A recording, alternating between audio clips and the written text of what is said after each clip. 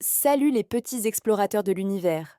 Aujourd'hui, on va remonter le temps, mais genre, très loin en arrière, bien avant les dinosaures, avant même que mamie ne soit née.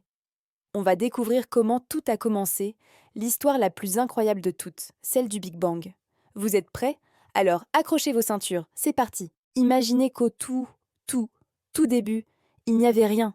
Pas de planète, pas de jouets, pas d'étoiles, même pas de tartines au chocolat. Rien du tout. Juste un tout petit point, plus petit qu'une tête d'épingle, mais super, super chaud et super, super dense.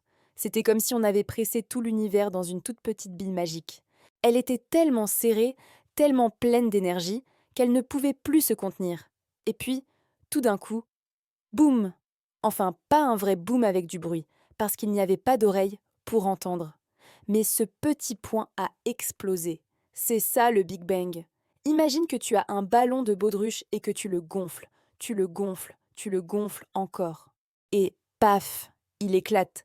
Sauf que là, au lieu de petits morceaux de ballon, c'est l'univers tout entier qui a commencé à s'étendre à une vitesse folle, comme une pâte à pizza qu'on étire dans tous les sens. Juste après l'explosion, c'était un vrai bazar. Une sorte de soupe cosmique super chaude, pleine de petites particules qui dansaient dans tous les sens. C'était un peu comme quand tu secoues une bouteille de limonade. Tout pétille et s'agite.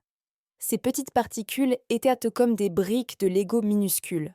Au début, elles allaient trop vite pour s'assembler. Elles se cognaient et repartaient chacune de leur côté.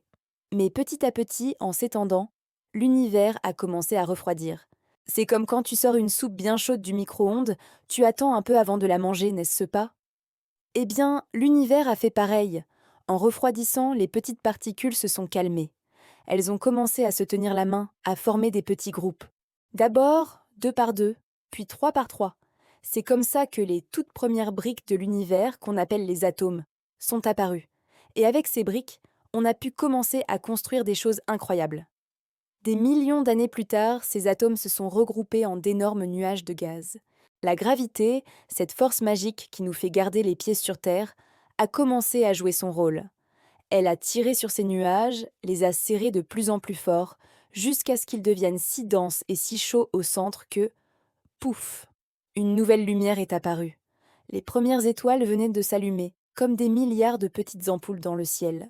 Ces étoiles se sont ensuite regroupées pour former des familles d'étoiles géantes, qu'on appelle des galaxies. Imagine une ville immense avec des milliards de maisons lumineuses, c'est ça une galaxie. Notre Soleil, c'est juste une de ces étoiles, dans une galaxie qu'on appelle la Voie lactée. C'est notre adresse dans l'univers. Autour de notre Soleil, des poussières et des rochers se sont rassemblés pour former des planètes, un peu comme des boules de pâte à modeler qui grossissent. Et sur l'une de ces planètes, la nôtre, la Terre, quelque chose d'encore plus magique s'est produit. La vie est apparue. Des petites plantes, puis des animaux. Et enfin, nous. Toi, moi, tes parents, ton chien, tout le monde. On est tous faits de poussière d'étoiles, nés de cette grande explosion. Alors, la prochaine fois que tu regarderas le ciel la nuit, souviens-toi de cette histoire folle.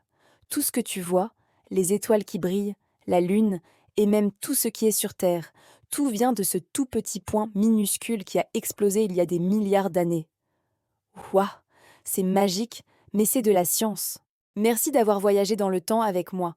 Si tu as aimé cette histoire cosmique, n'oublie pas de liker la vidéo et de t'abonner pour ne manquer aucune de nos prochaines aventures. À bientôt les petits scientifiques.